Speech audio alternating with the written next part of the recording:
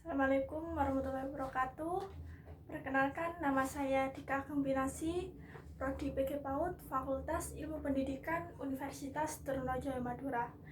Di sini saya akan membahas sedikit tentang kebijakan kurikulum dari masa ke masa. Nah, di sini pengertian kurikulum itu sendiri menurut Crow adalah rancangan pengajaran atau mata pelajaran yang disusun secara sistematis untuk menyelesaikan suatu program untuk memperoleh ijazah. Nah, di sini juga ada perubahan kebijakan kurikulum dari tahun 1968. Kurikulum ini bersifat politis, mengganti rencana pendidikan tahun 1964 yang telah dibentuk oleh Orde Lama. Kurikulum 1968 ini menekankan pendekatan organisasi mata pelajaran, kelompok pembinaan Pancasila, pengetahuan dasar, dan pembinaan kecakapan khusus. Jumlah pelajarannya 9. Dan untuk kurikulum selanjutnya, kurikulum tahun 1975. Kurikulum ini menekankan pada tujuan agar pendidikan lebih efisien dan efektif. Dan yang selanjutnya, kurikulum tahun 1984. Kurikulum ini mengusung proses skill approach. Meski menggunakan pendekatan proses, akan tetapi faktor tujuannya tetap merupakan hal yang penting. Dan selanjutnya, kurikulum tahun 1994, yaitu bergulir lebih pada upaya memadukan kurikulum-kurikulum sebelumnya. Dan yang selanjutnya ada kurikulum tahun 2004. Menurut Ahmadi tahun 2013, KBK memiliki 4 komponen, yaitu kurikulum dan hasil belajar, penilaian berbasis kelas, kegiatan belajar mengajar, dan pengelolaan kurikulum berbasis sekolah.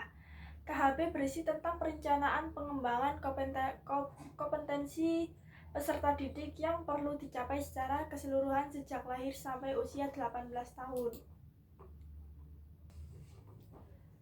Dan yang selanjutnya ini adalah kurikulum tahun 2006. Kurikulum ini disebut dengan kurikulum tingkat satuan pendidikan, yaitu KTSP. Awal 2006 uji coba KBK dihentikan, maka muncullah kurikulum ini, kurikulum KTSP. Dan selanjutnya adalah kurikulum 2013.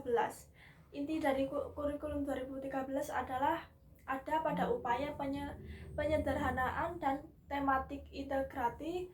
Kurikulum 2013 ini disiapkan untuk mencetak generasi yang siap untuk menghadapi masa depan. Karena itu, kurikulum disusun untuk mengantisipasi perkembangan masa depan.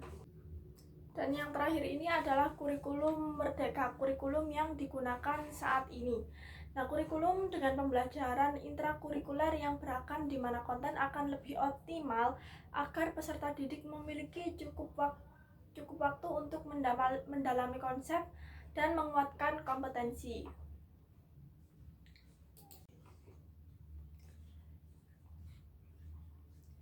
Di sini ada perbedaan kurikulum 2013 dan juga kurikulum merdeka. Kurikulum 2013 itu lebih mengarah untuk mengembangkan pengetahuan, pemahaman, kemampuan, nilai, sikap, dan minat peserta didik agar dapat melakukan sesuatu dalam bentuk sumber. Sedangkan kurikulum merdeka itu sendiri adalah bertujuan untuk mendorong pembelajaran yang sesuai dengan kemampuan siswa, serta memberi ruang yang lebih luas pada pengembangan karakter dan kompetensi dasar. Nah, sedangkan kurikulum merdeka atau program Merdeka Belajar ini diluncurkan oleh Menteri Pendidikan, Kebudayaan, Riset, dan Teknologi oleh Bapak Nadiem Makarim sebagai bentuk dari tindak evaluasi perbaikan kurikulum sebelumnya, yaitu kurikulum 2013.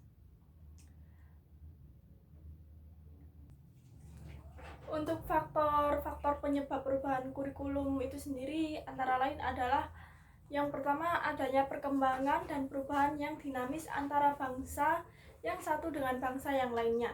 Yang kedua yaitu berkembangnya industri dan produksi atau teknologi. Yang ketiga adalah orientasi politik dan praktek kenegaraan.